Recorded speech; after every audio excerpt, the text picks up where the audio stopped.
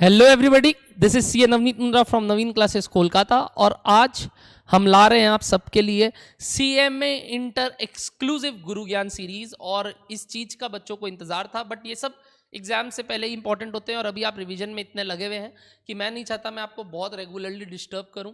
मैंने ऑलरेडी हर subject wise best question जो बन सकते थे उसके शीट्स आपको ग्रुप्स में शेयर कर दिए। जो भी ये YouTube वीडियो बाद में देख रहा है और बाई चांस उसको नहीं मिला है, वो हमारे स्टूडेंट नहीं है, प्लीज़ हमारे चैनल में जाइए, हमारे नवीन क्लासेस CMA इंटर स्टूडेंट्स के चैनल में जाइए और वहाँ पे आप प्लीज़ उसको अवेल कर लीजिए।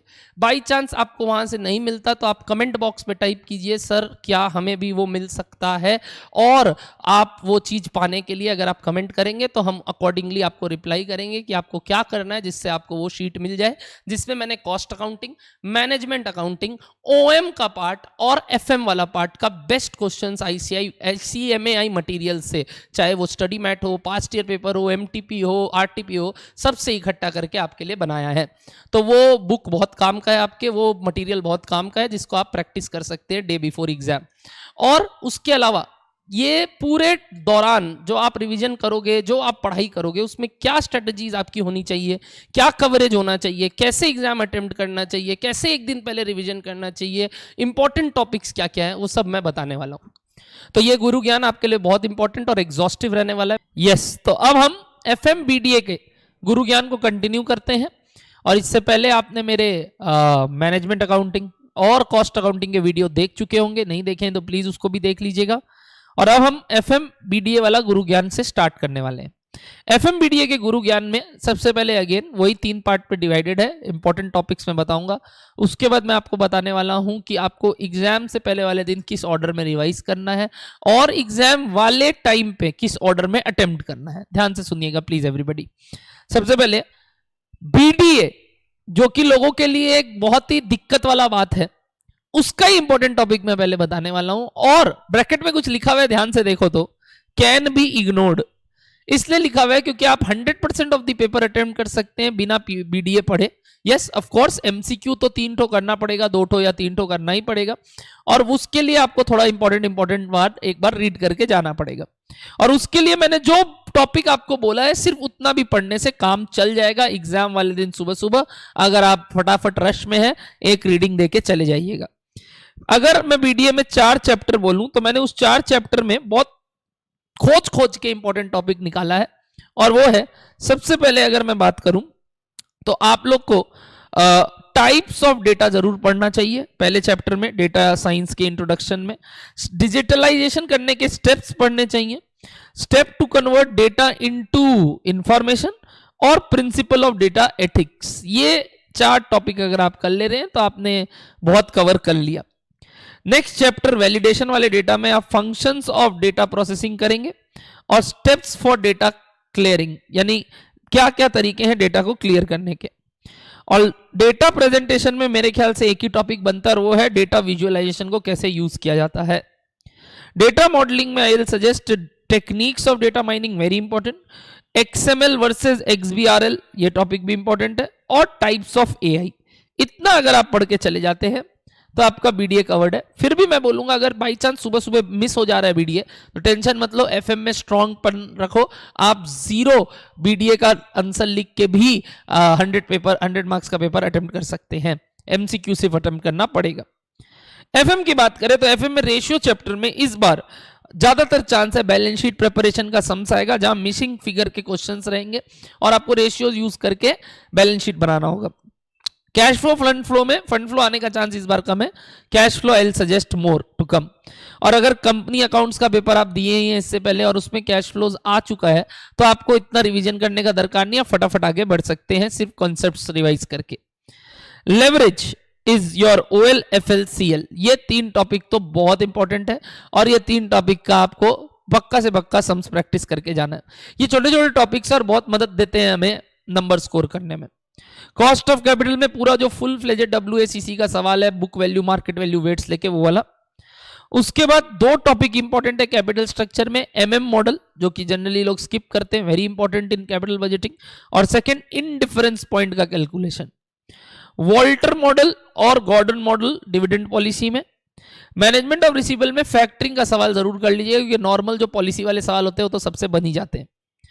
Operating cycle in working capital का कंसेप्ट बहुत इंपॉर्टेंट है, इस बार मेरे को लगता है इससे क्वेश्चन आना चाहिए।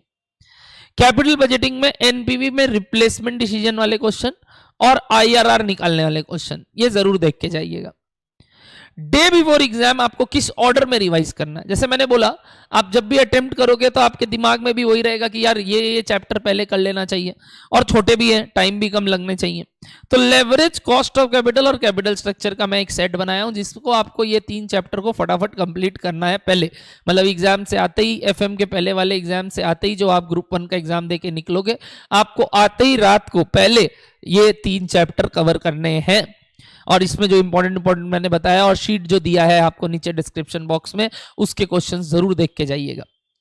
रेशियो और कैश फ्लो, फंड फ्लो, ये अगला इसलिए बोलता हूं क्योंकि थोड़ा बहुत शाम होता रहेगा, रात होते रहेगा, आलस आ जाएगा आपको पढ़ने में, और सिंस कॉर्पोरेट अकाउंटिंग में ऑलरेडी आपने ये सारी बातें कर रखी हैं तो आपको थोड़ा आराम से आप कर पाओगे ये वाला बात। तो मैं जनरली ये 2 टॉपिक को इसलिए रात को रखता हूं। उसके बाद आप अगर रात को और जगते हैं या सुबह उठ के पढ़ना चाहते हैं तो आप डिविडेंड पॉलिसी और मैनेजमेंट ऑफ रिसीवेबल पढ़ेंगे। फिर आप वर्किंग कैपिटल एक चैप्टर उठाएंगे, क्योंकि मैनेजमेंट और रिसीवेबल के बाद वर्किंग कैपिटल बड़ा आराम से उठ जाएगा। और लास्ट में आप जाते जाते कैपिटल बजटिंग करोगे, मतलब कैपिटल बजटिंग लास्ट टॉपिक रखोगे और उसको पूरा रिवाइज करोगे, और आपका एग्जाम टाइम तक आप इसको रिवीजन दोगे। बाई चांस आपका ये पहले हो जाता है और आपको या तो कोई प्रैक्टिकल टॉपिक में बहुत डिफिकल्टी है कि नहीं सर हमें कैपिटल बजटिंग बिल्कुल नहीं आता, हम छोड़ के जा रहे हैं, तब दो भाई उसकी जगह आपको बीडीए पढ़ना ही पड़ेगा और एफएम का थ्योरी भी देख के जाना पड़ेगा। जनरली एफएम का थ्योरी इतना भी इंपॉर्टेंट नहीं है, एक 7 नंबर का क्वेश्चन पहला ही आता है, मतलब क्वेश्चन नंबर 2, तो वो अगर आप स्किप भी करे चलेगा, बट बीडीए फिर आपको फोकस करके पढ़ना पड़ेगा अगर आप कोई भी प्रैक्टिकल टॉपिक को इग्नोर करते हैं।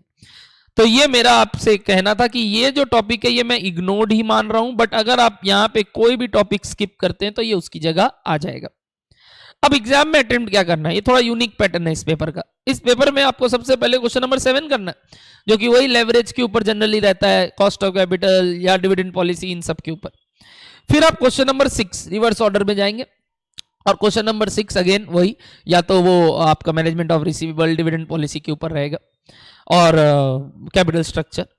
क्वेश्चन नंबर 3 फिर आप पकड़ेंगे, जो कि आपका रेशियो और कैश फ्लो के ऊपर रहेगा, और ट्राई करेंगे कि वो सवाल जल्दी से जल्दी बना ले, क्योंकि वो क्या होता है ना, वो टाइम टेकिंग है, और उसको अगर आप नहीं जल्दी जल्दी लिखेंगे साथ साथ में सम्स करने के तो बहुत टाइम लग सकता है। और इस वजह से अगर आपका टाइम ज्यादा खोटी हो जा रहा है इस सम्स में, तो आपको ठीक अगला टॉपिक एमसीक्यू उठा लेना चाहिए, ताकि आपका वो जो टाइम जो आपको लग रहा था ज्यादा लग गया वो वापस स्ट्रीमलाइन हो जाएगा, इसलिए मैंने उसके बाद एमसीक्यू रखा है।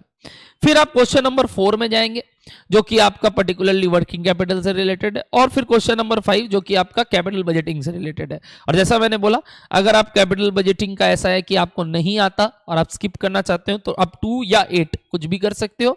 मैं 8 अवॉइड करने इसलिए बोलता हूं क्योंकि वही पूरा बिजनेस एनालिटिक्स है, डेटा एनालिटिक्स है, जो ये लोग याद नहीं कर पाते, 7 नंबर के लिए इतना लिख नहीं पाते, बट अगर आपका वो पॉइंट स्ट्रांग है तो जरूर वो आप अटेम्प्ट कर सकते हैं इंस्टेड ऑफ क्वेश्चन नंबर 5। तो गाइस ये था मेरे तरफ से आप सबके लिए एफएम को लेके कैसे आपको तैयारी करने चाहिए अपने एग्जाम के लिए। CMA inter students, all the best for your exam. Hope you all are enjoying this series. और ये गुरु ज्ञान सीरीज मैं ओएमएसएम के भी वीडियो डालूंगा, जिससे आपको चारों पेपर जो मैं पढ़ाता हूं उसका पूरा अल्टीमेट गुरु ज्ञान आप सबको मिल जाएगा। प्लीज लाइक कीजिए, सब्सक्राइब कीजिए और आगे शेयर भी कीजिए videos, comment, we will love it, because आप लोग अगर हमें मोटिवेशन देंगे तो हम और अच्छा अच्छा वीडियोस आगे बनाते रहेंगे। Thank you so much everybody, tata bye bye.